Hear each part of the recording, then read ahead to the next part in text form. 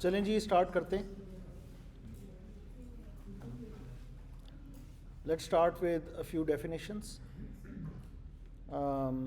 जो प्रोबेबिलिटी को डिफ़ाइन करने के लिए ज़रूरी होंगी, और जब हम एक्चुअली प्रोबेबिलिस्टिक कॉन्सेप्ट्स को अप्लाई कर रहे होंगे तो ये डेफिनेशंस मददगार साबित होंगी डेटा की अंडरस्टैंडिंग में। यानी एक्चुअल तो ये एनालिसिस डेटा के ऊपर हो रहा होगा, लेकिन वो डेटा नंबर्स की फॉर्म में कैसे आया, हालांकि ओरिजिनल जो कॉन्सेप्ट्स हैं they are more like event form और narrative sentences and stuff like that. So let's start with the very first definition, let me call it random experiment.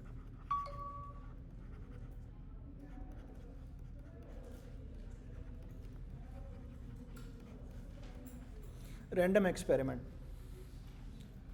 देखें experiment तो आपको अंदाज़ा होगा कि कोई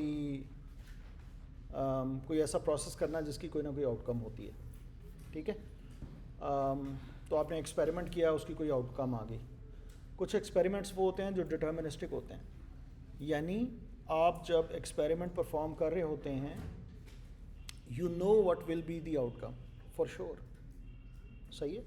मिसाल के तौर पे एक्सपेरिमेंट के लफ्ज़ की बजाय आप प्रोसेस कह लें कि जब वो प्रोसेस आप कर रहे होते हैं तो you know what is the outcome of the process. For example, आपने कोड लिखा, उस कोड में कोई सी आउट स्टेटमेंट है या कुछ भी, तो when you will run the code, before running the code you know what will be the output. समझ आ रही है? सो running the code is your experiment, and because उस एक्सपेरिमेंट के बारे में आपको इतनी इन्फॉर्मेशन है कि what will be the outcome. इसी तरह और बहुत सारे प्रोसेसेस आप सोच सकते हैं कि जिनको परफॉर्म करने से पहले आपको पता होता है कि जब मैं परफॉर्म करूँगा, ये करूँगी, this will be the result, this will be the outcome. Make sense?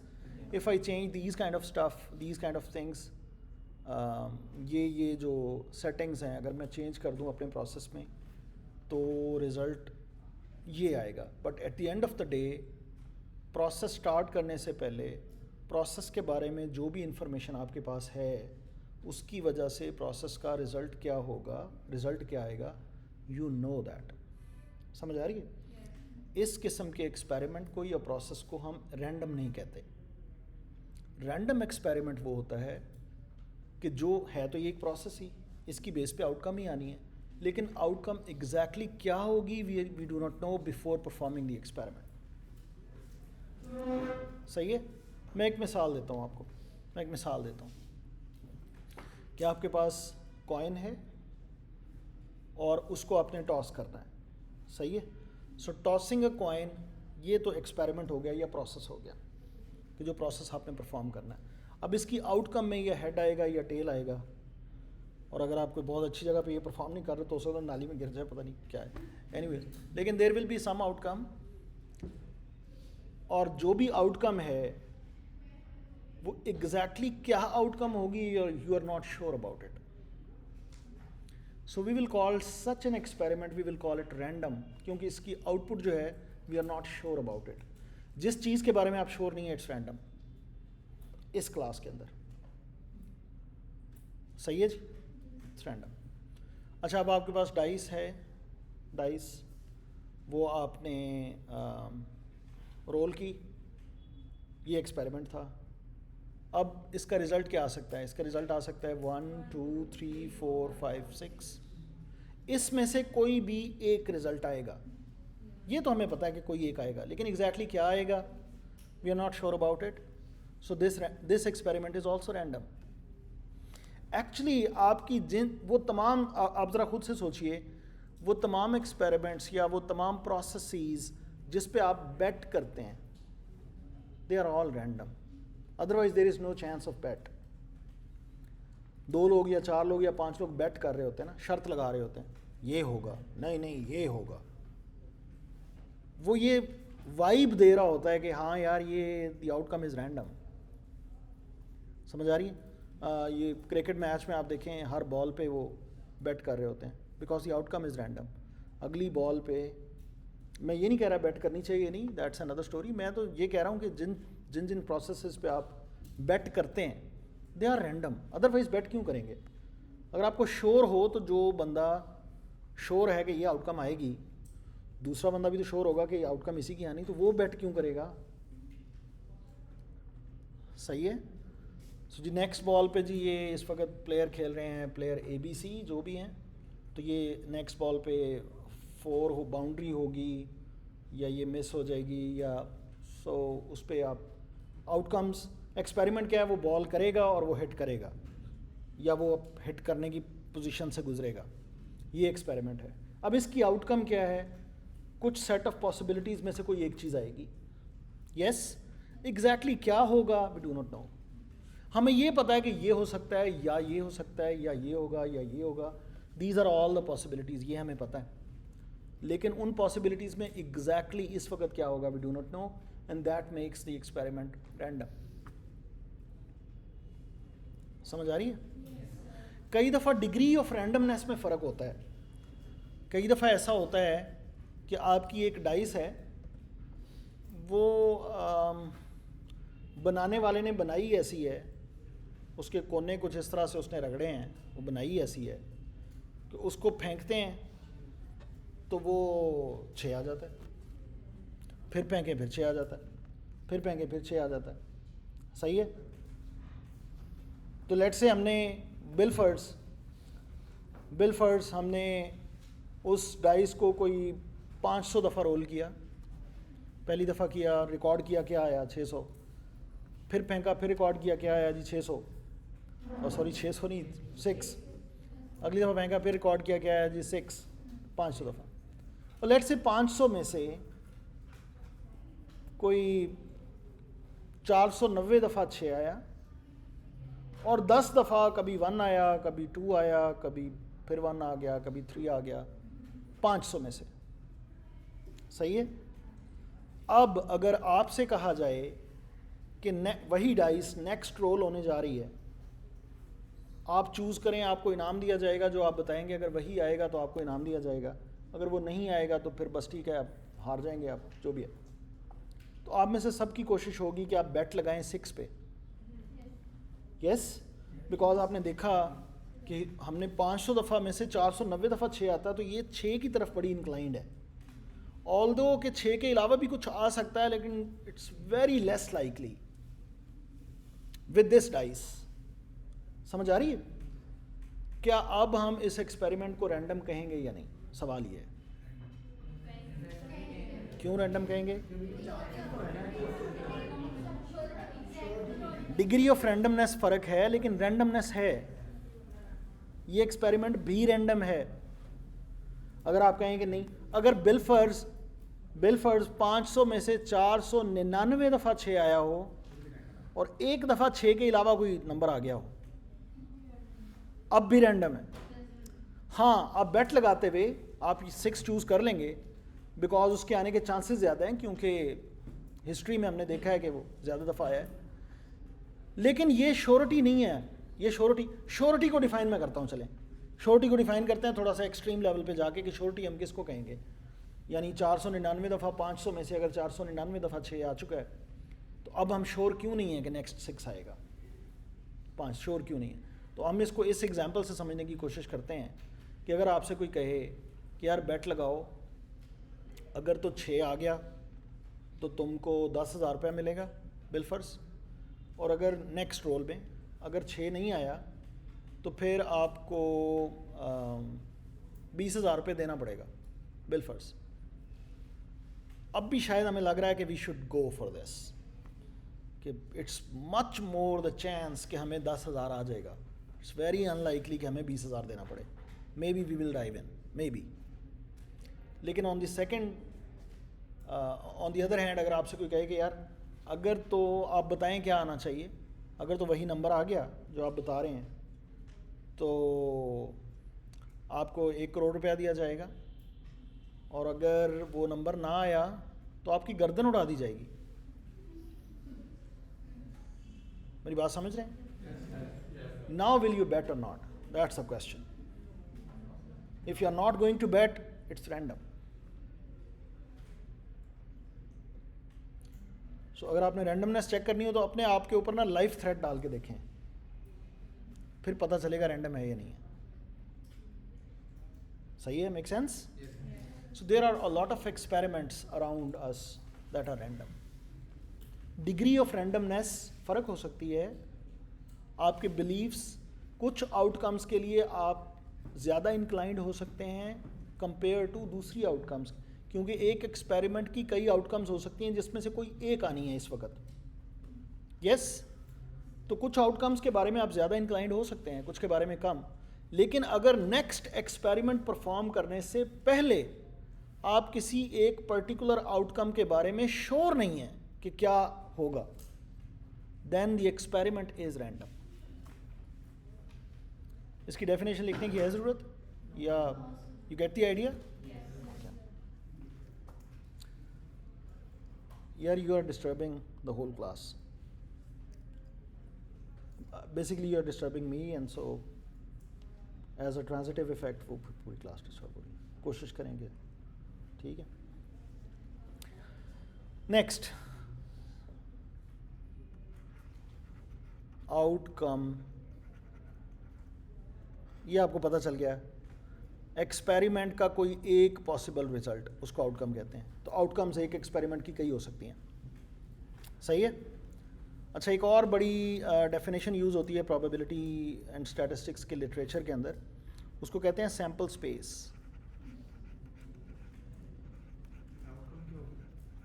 Outcome result, possible result.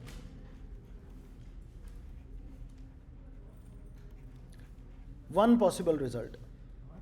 हाँ, एक एक्सपेरिमेंट की कई आउटकम्स हो सकती है ना, तो आउटकम कहते हैं कि इसमें वन पॉसिबल रिजल्ट को, कोई रिजल्ट कोई और भी हो सकता है, कोई और भी हो सकता है, एंड सो ऑन। जैसे अगर मैंने डाइस रोल किया तो एक आउटकम हो सकती है 1, एक आउटकम हो सकती है 2, एक आउटकम हो सकती है 3, एक आउटकम हो सकती है 4। नहीं, चांस ये है कि 1 आने के की श्योरिटी कितनी है। क्या क्या क्या आ सकता है, जो जो आ सकता है वो हर एक आउटकम है जी। आएगी एक ही, लेकिन क्या क्या आ सकता है वो सारी आउटकम्स कहलाएंगी। सही है? क्लियर है? इसको थोड़ा कंक्रीट कर लेते हैं। सैम्पल स्पेस क्या होता है? It is set of all outcomes. Sample space, set of all outcomes. So मिसाल के तौर पे अगर आपका एक्सपेरिमेंट ये है कि आपने एक डाइस रोल की है, तो सैम्पल स्पेस क्या होगी? Let me denote the sample space by S. 1 2 3 4 5 and 6. This is the sample space. This is set of all possible outcomes. जब आप एक्सपेरिमेंट परफॉर्म करेंगे तो इन 6 में से कोई एक आउटकम आएगा, एक्चुअल आउटकम, लेकिन आनी इन्हीं में से। The result of the experiment will be one of these. Make sense? That is called sample space. Okay,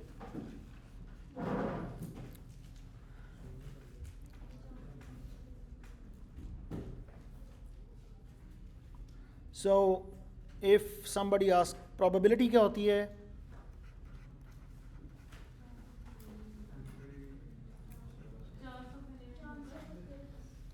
Probability, it's actually a numerical representation.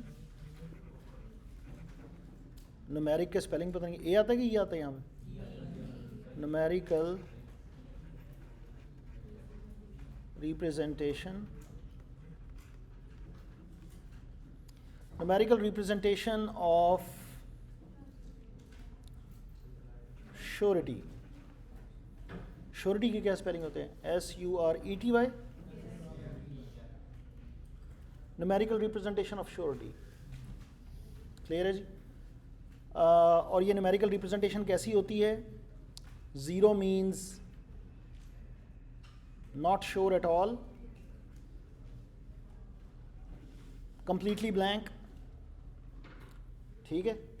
या इसको 0 को मैं डिफाइन करता हूँ। 1 मीन्स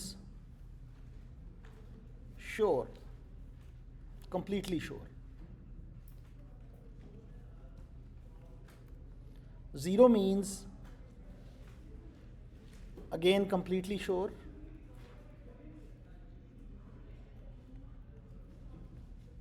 Complement. यानी अगर आपसे कोई कहे कि यार मैं एक्सपेरिमेंट करने जा रहा हूँ, मैं डाइस रोल करने जा रहा हूँ, तो क्या प्रोबेबिलिटी है कि 3 आएगा, और आप कहते हैं प्रोबेबिलिटी 0, तो आप श्योर हैं कि 3 तो नहीं आने लगा. Make sense? So this is also surety, but surety of reverse, इसको कॉम्प्लीमेंट कह लें. Probability of 3 is 0 means 0 is not going to happen, I am sure about it. Probability of 3 is equal to 1 means 3 is going to happen, I am sure about it. Make sense? Any number in between is the degree of surety. 0.7 for example, I am 70% sure. 0.8 I am 80% sure. 0.3 I am 30% sure, and so on. And based on these sureties, you may come up with the decision कि यार मैंने क्या decision करना है, experiment होने से पहले मैंने क्या प्रेडिक्शन करनी है.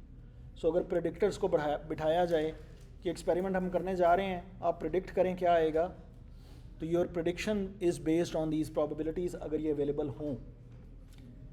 और अगर अवेलेबल नहीं है, हिस्टोरिकल डेटा पड़ा हुआ है, तो हम प्रोबेबिलिटीज़ को किसी तरीके से अप्रॉक्सीमेट कर सकते हैं.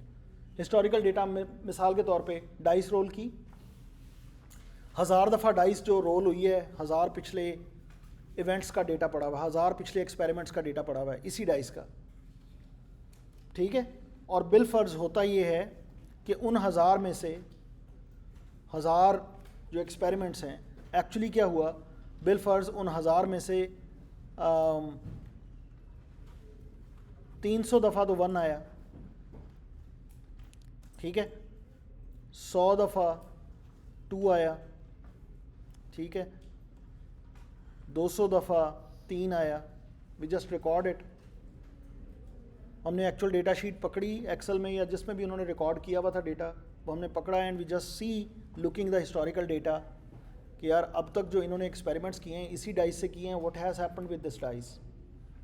तो 300 दफ़ा हमने देखा 1000 में से 1 आया, 100 दफ़ा 2 आया, 200 दफ़ा 3 आया, और बिल फर्ज 100 दफ़ा 4 आया,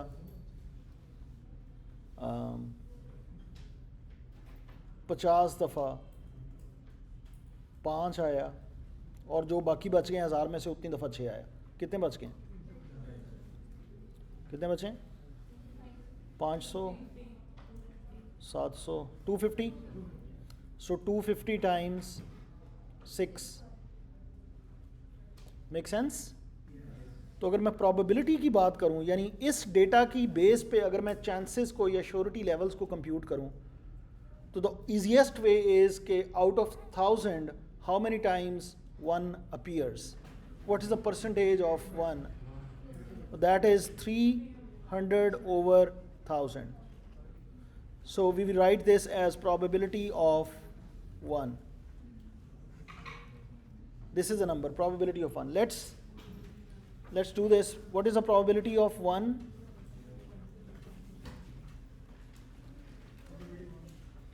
(300 over 1000). What is the probability of 2? Just see the counts.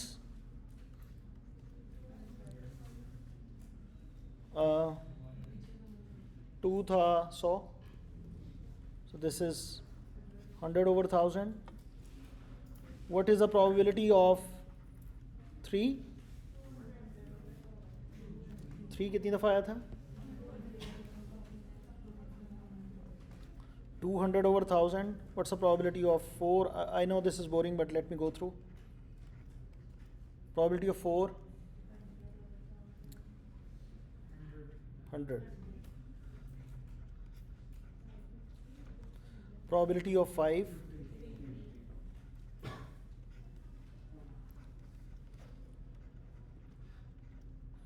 Probability of 6.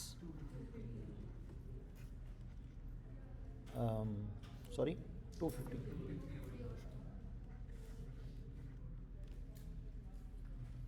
So what do you think? Before the next experiment, what number you should choose? You are allowed to choose one number. 1. Because the probability is 30% कि 1 आएगा, and then there is no other number with this high chances. And that's the best that I can do.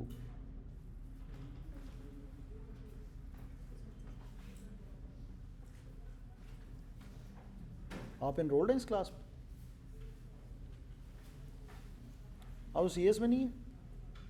CS में नहीं है आप? जी। तो इसमें first semester में हमारी ड्रॉप थी। अच्छा, ठीक है, ठीक है।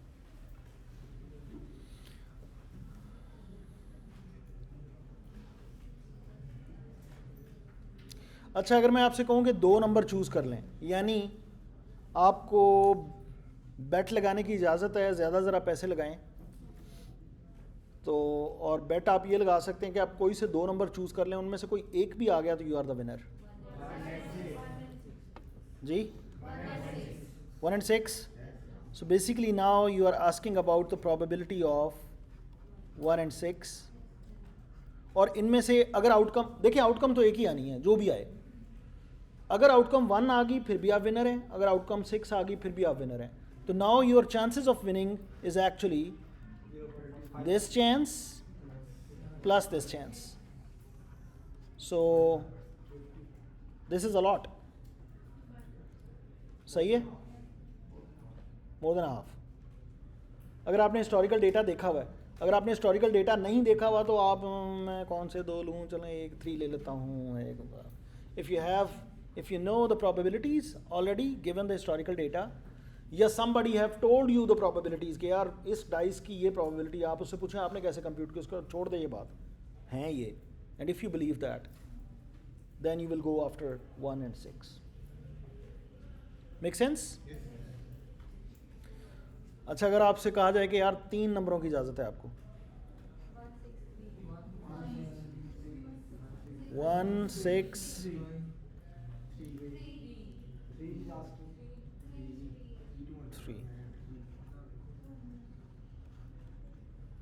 चांसेस बढ़ जाएंगे। सही है? एक और डेफिनेशन लिख लें जी, इवेंट।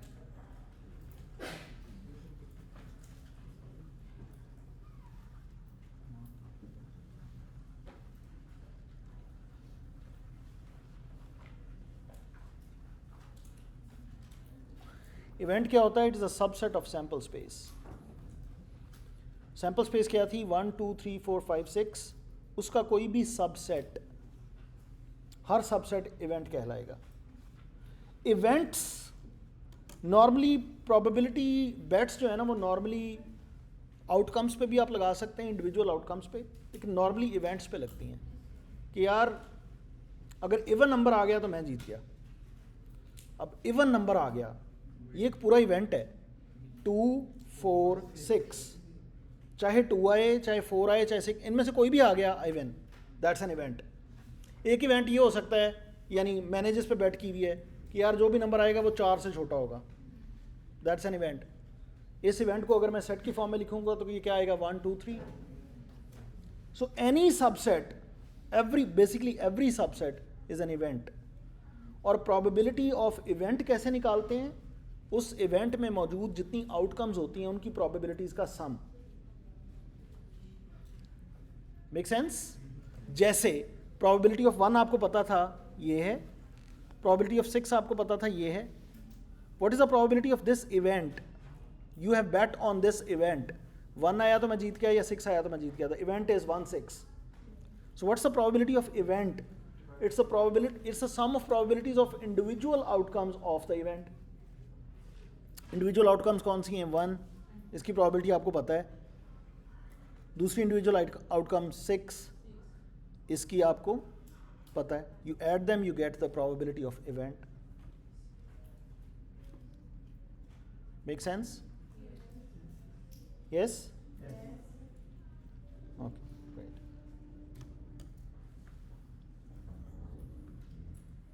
एनी क्वेश्चन सो फार?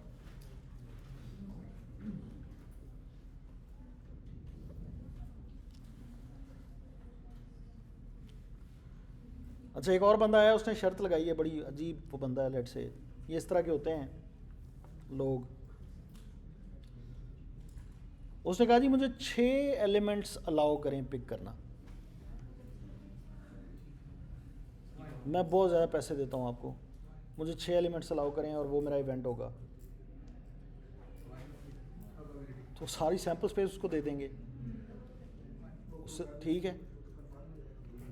तो अब तो श्योर है कि वो जीतेगा ही जीतेगा, इन्हीं में से कुछ ना कुछ आना है। तो probability of sample space is always 1। This is true for every experiment. Sample space की भी तो आप प्रोबेबिलिटी निकाल सकते हैं ना, ये भी तो एक इवेंट है ना, फुल इवेंट। तो ये इवेंट क्या है जी? Probability, sum of probabilities of all outcomes. ये आप बिल्कुल ये कह रहे हैं कि मैं एक डाइस फेंकने लगा हूँ जिसमें 1, 2, 3 और 4 या 5 या 6 में से कोई भी आ गया तो मैं विन कर जाऊँगा। तो तुम विन करोगे भाई, मतलब इसमें we are sure now. Yes,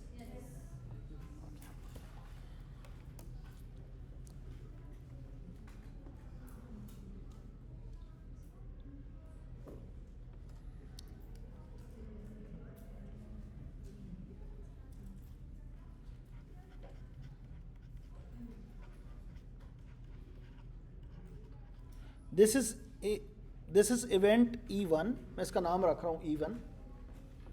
probability of E1 is 550 divided by 1000। We already have computed it. सही है, ये तो प्रोबेबिलिटी है कि E1 अकर करेगा। ये इसको लैंग्वेज में ऐसे बोलते हैं, E1 will occur, event 1 will occur. ठीक है, event 1 will occur means what? The outcome will belong to this event. What is the chances of that? अगर 1 आए फिर भी E1 अकर कर गया, अगर 6 आया फिर भी E1 अकर कर गया, अगर 1 और 6 दोनों नहीं आए तो E1 अकर नहीं किया। यस, सो आपसे सवाल ये है कि मैं इसको कितना कहेंगे, 55% कहेंगे। आई एम 55% श्योर कि E1 अकर करेगा। व्हाट इज माई श्योरिटी कि E1 अकर नहीं करेगा? सो याद रखिएगा, probability of complement of any event is 1 minus probability of that event.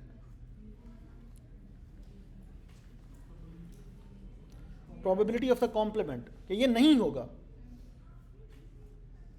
that is 1 minus probability कि ये होगा।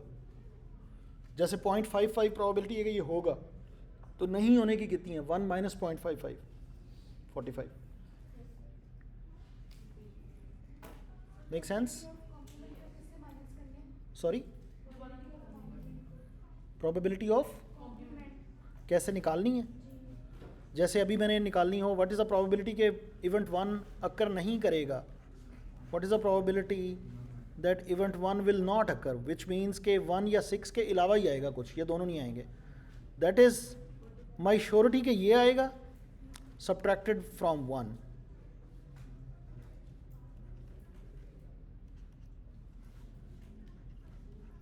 ऐसा ही है ना, अगर आप 55% श्योर हैं कि ये होगा तो आप 45% श्योर हैं कि ये नहीं होगा। Yes, how to compute that? अगर आपको एक इवेंट की प्रोबेबिलिटी गिवन हो, उसका कॉम्प्लीमेंट की प्रोबेबिलिटी कैसे निकालते हैं कि ये नहीं होगा? वो कैसे निकालते हैं? जब subtract 1 from that, the probability of the original. Make sense? So far so good. मुश्किल तो नहीं है? इजी? Okay, great. पेंसिल का कलर चेंज कर दें ताकि हम थोड़ा सा वो फील हो के बोरियत नहीं है। चले, वैसे ये भी बताना आपको मकसूद था कि मेरे पास जो सॉफ्टवेयर है उसमें बड़े रंग हैं। अदरवाइज हु केयर्स अबाउट कि आप बोर हो रहे हैं या नहीं हो रहे हैं। आई वाज जस्ट टेलिंग के जी 30 सेकंड की ऐड मुझे नहीं समझ आई, आप ज़रा एक्सप्लेन करें। ये YouTube थोड़ी चल रही है यार, ये हम डालेंगे YouTube पे इंशाल्लाह, आज ही डाल देंगे जी। उस पर ऐड अल्लाह जाने वो देते होंगे, मेरा कौन सा कोई बड़ा वो अकाउंट है, तो आएंगे ऐड उठ आएंगे। नहीं तो आप ऐड आते हैं तो आप उसको स्किप कर दें थोड़ी देर बाद। अच्छा, आपको आपके पास वैसे इन लेक्चर्स के अलावा वैसे एड्स का क्या सोल्यूशन है आपका? वो अकाउंट लेना है जो पैसे दे के लेते हैं, वही है ना? क्या कर दें? होती है कुछ इस तरह की?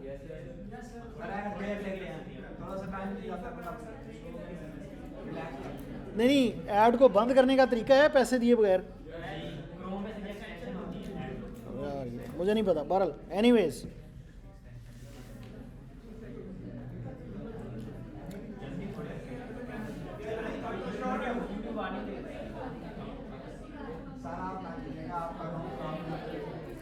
नहीं मैं तो करनी भी नहीं।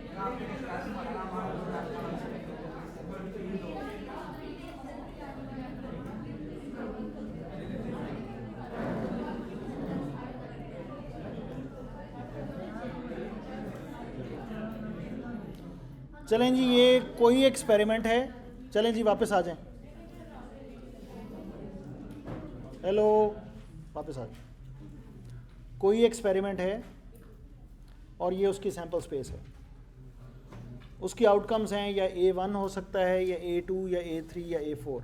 हम रिस्ट्रिक्ट नहीं कर रहे कि A4 कोई नंबर होगा या क्या। A4 is an outcome, A1 is an outcome, A2 is an outcome, what ever that A means. Okay, there is some experiment whose sample space is this. Moreover, we have computed the probabilities of individual outcomes. Let's say we have those.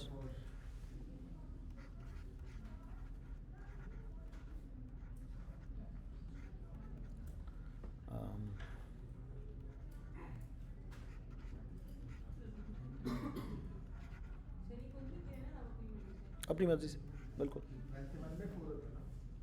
1/4.4 के लिए तो 1/4 नहीं है, वो तो 2.25 हो गया ना, 25%। मैं वैसे ही लिख रहा हूँ, आप बता दें नंबर, मैं वो लिख लेता हूँ। I'm just writing number, I mean any numbers। नहीं, मैं फाइंड कहाँ से करके निकाल रहा हूँ, ये पता नहीं, कोई एक्सपेरिमेंट है, हिस्टोरिकल डेटा पड़ा हुआ था, ये नंबर्स आ गए, या किसी ने जाते हुए बता दिए इसकी ये जा बच्चा इसकी ये प्रॉबिलिटी है, जा बच्चा इसकी है, मैं लिख ली। That's it। 0.15 probability of, this is just an example, you can change the numbers, no problem. What left? Remember, the sum of probabilities of all outcomes, they must add up to 1. So what is left? 0.35.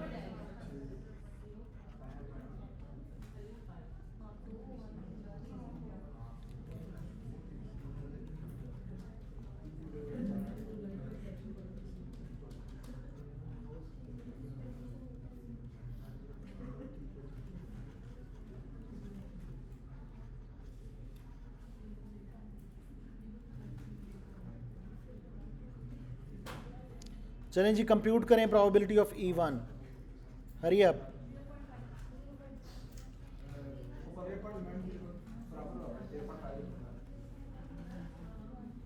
Probability of E1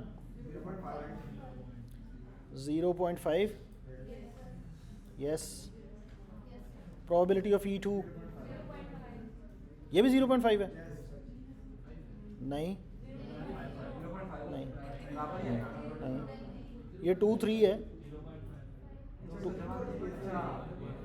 ये 2-3 है भाई, ये 3-4 नहीं है।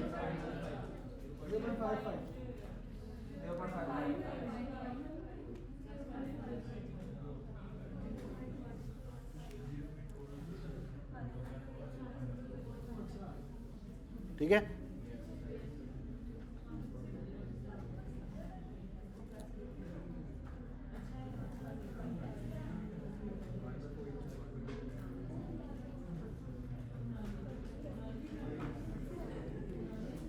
चलें यार, ये देखें E3, अगर मैं E1 और E2 का यूनियन ले लूँ, सेट्स का यूनियन पता है ना आपको? काइंडली अगर किसी को नहीं पता, मेडिकल बैकग्राउंड से हों लोग, तो वो काइंडली मुझे बता दीजिएगा ताकि मैं उस पर थोड़ा टाइम लगा दूँ। अगर पता हो लेट मी मूव ऑन, अगर ना पता हो just raise your hand and just ask. ठीक है, अच्छा, अगर 2 सेट्स हों तो उसका यूनियन कैसे लेते हैं?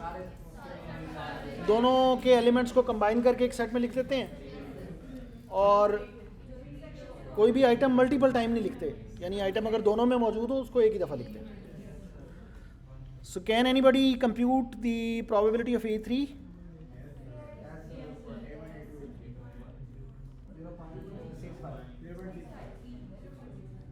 This is basically A1, A2, A3. So we add this one, and that one. 5, and this is 0.65, yes?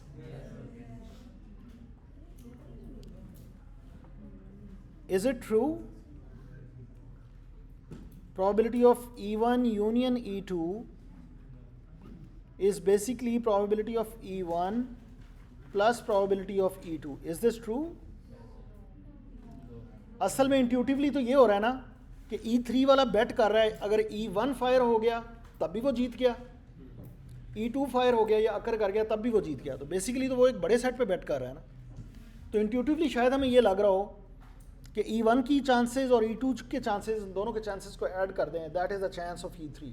Is that correct here? जो हमने वैल्यूज़ निकाली हैं वो अगर आपको याद हो तो वो हो गई 0.5 प्लस 0.55, और ये तो 1 से भी बढ़ गया भाई, इसमें इशू तो है. और वैसे भी आंसर ये आना चाहिए जो हमने निकाला था. What is missing? क्या गलती कर रहे हैं हम? A2 यानी जो इंटरसेक्शन है ना दोनों सेट्स का, उसके चांसेस डबल काउंट हो रहे हैं. A2 के चांसेस इसमें भी काउंट हो गए, यानी 0.5 जब बना था तो A2 इसमें एडेड था. यस? जब E2 को कंप्यूट किया तो उसमें भी A2 एडेड था. A2 डबल, यानी अब जब मैंने सम किया तो A1 का चांस एक दफ़ा, विच इज़ फाइन, A3 एक दफ़ा, A2 2 दफ़ा काउंट हो गया. सो what I need is to subtract the probability of whatever the intersection is.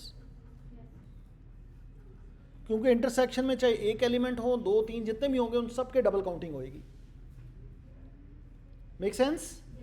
सो इसको थोड़ा सा इस तरह से लिखें फॉर्मूले को, probability of A union B where A is an event, B is an event.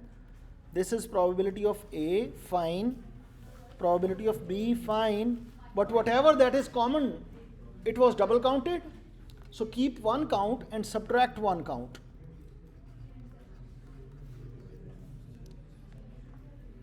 Make sense?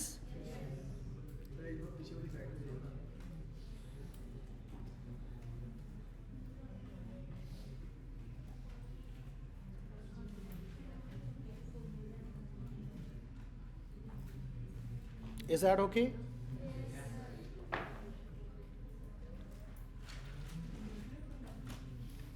अच्छा, ये क्लास में बेटे आप पे है, जब आपको लगे कि आप बोर होना शुरू हो गए हैं और बस अब हमने और नहीं पढ़ना, just raise your hand and will finish the class. ठीक है? And this is true.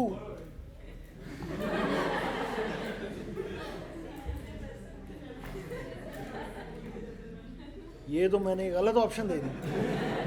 मुझे खुशफहमी थी कि आप बड़े एंगेज्ड हैं और बड़ा वो सारे.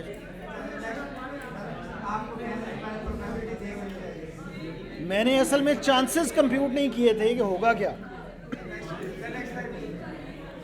जी ओके. अच्छा देखें, 10 मिनट और पढ़ लेते हैं. ठीक है?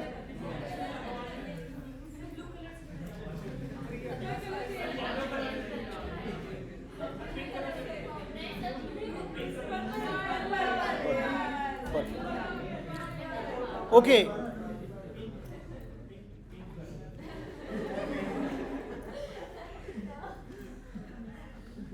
ये फॉर्मूला समझ में आ गया?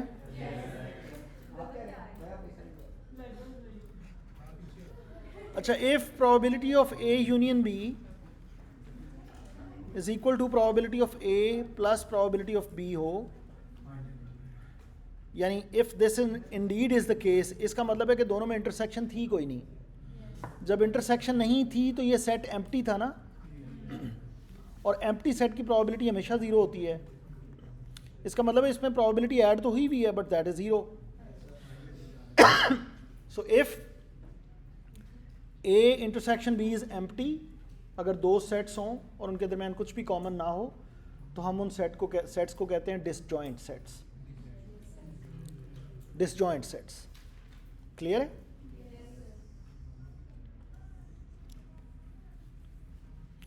सो डिसजॉइंट सेट्स के केस में अगर आपको पता हो सेट डिसजॉइंट्स हैं तो probability of the union is just the sum of the probabilities. You need not to subtract anything, क्योंकि कुछ कॉमन ही नहीं था जो डबल काउंट होता, अगर आपको पता है कि ये दोनों डिसजॉइंट हैं।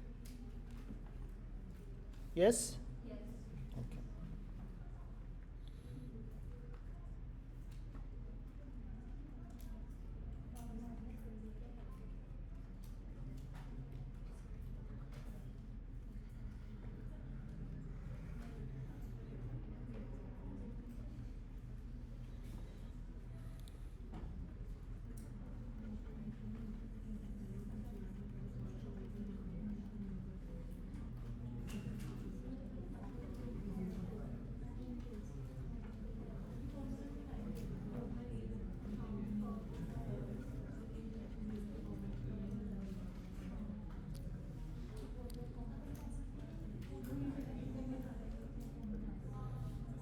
वो जो पीछे वाले क्वेश्चन था जिसमें माइनस करके इंटरसेक्शन प्रोबेबिलिटी को, तो वो कैसे निकालेंगे? जैसे A2 कॉमन था तो A2 की जगह पर आएगी इसको माइनस, तो उसका कॉमन निकालेंगे, जो कॉमन जो कॉमन इवेंट निकलेगा ना उसकी पूरे की प्रोबेबिलिटी निकाल लो। कॉमन सिर्फ A2 उसमें A2 था ना, अगर एक से ज़्यादा होते।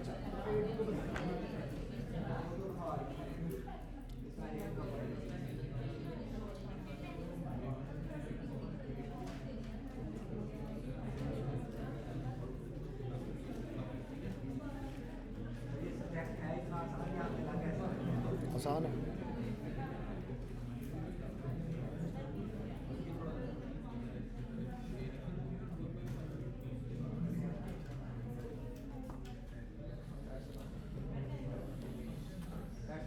वेन डायग्राम देखी हुई है ना जिंदगी में पहले।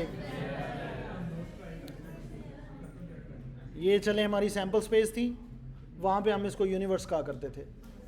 तो प्रोबेबिलिटी है, एक्सपेरिमेंट हुआ, उसकी ऑल आउटकम्स यूनिवर्स ही है। प्रोबेबिलिटी एक्सपेरिमेंट की वो यूनिवर्स है जिसको हम सैंपल स्पेस कह रहे हैं। This is the sample space scattered around this. ये जो पूरा डब्बा है दिस इज आवर यूनिवर्स। इसके अंदर 3 इवेंट्स हैं, event A, event B, event C. ठीक है? वेन डायग्राम की मदद से हाईलाइट करें फॉलोइंग रिलेशनशिप्स को। Relationship number 1, A intersection C. कौन सा एरिया होगा अगर मैं डायग्राम की मदद से आऊँ?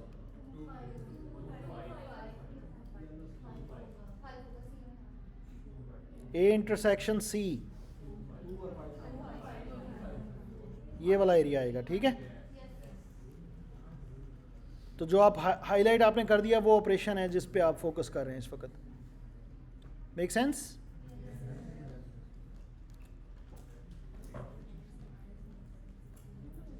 ए intersection C union B,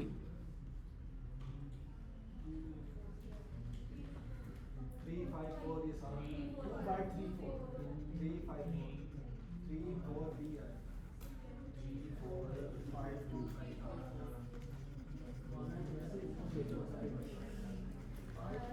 make sense? चलें और कोई ऑपरेशन आप बताएं। कॉम्प्लीमेंट, ये यूनियन, ये इंटरसेक्शन, ये तो एक कॉम्प्लीमेंट। बताएं कोई, कुछ भी। ए का कॉम्प्लीमेंट, ए का कॉम्प्लीमेंट दोबारा बनाना पड़ेगा। ये ए था, ये सी और ये बी। अगर मैं इसको ए कह रहा हूँ तो अब मैं ए का कॉम्प्लीमेंट बनाने लगा हूँ।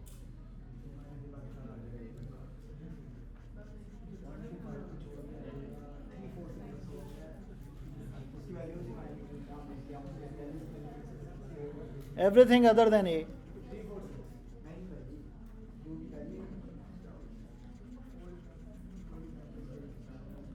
ये है जी ए कॉम्प्लीमेंट।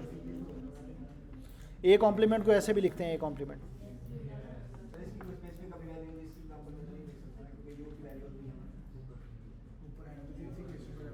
हाँ नहीं, इसमें असल में लिखना होता भी नहीं है, ये सिर्फ कलर की बेस पे ना वो रिलेशनशिप्स करते हैं हम। सही है।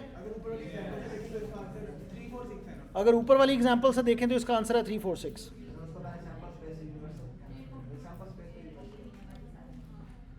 चलें जी, नेक्स्ट क्लास से पहले जो चीज़ आपने करके लानी है, सोच के आना है, वो ये है, आप लोग पाइथन का कोर्स देख रहे हैं? किस किस ने कितना देख लिया? नहीं, उसको 2 हफ्तों में ख़त्म करें यार, उसको 2 हफ्तों में ख़त्म करें। मैंने ये चीज़ें आपको काफ़ी यहाँ पे कोडिंग में भी दिखानी है, उसको ख़त्म करें। आपको पता तो हो ना प्रोग्रामिंग वो उसमें होती कैसे, उसको बस 2 हफ्ते लगाएं मैक्सिमम, उसको ख़त्म कर दें। हाँ, मेरे ख्याल ये इलेक्शन वाला वीक ऑफ भी आ रहा है, तो बहरहाल वो उसको ख़त्म कर दें आप जल्दी, ठीक है?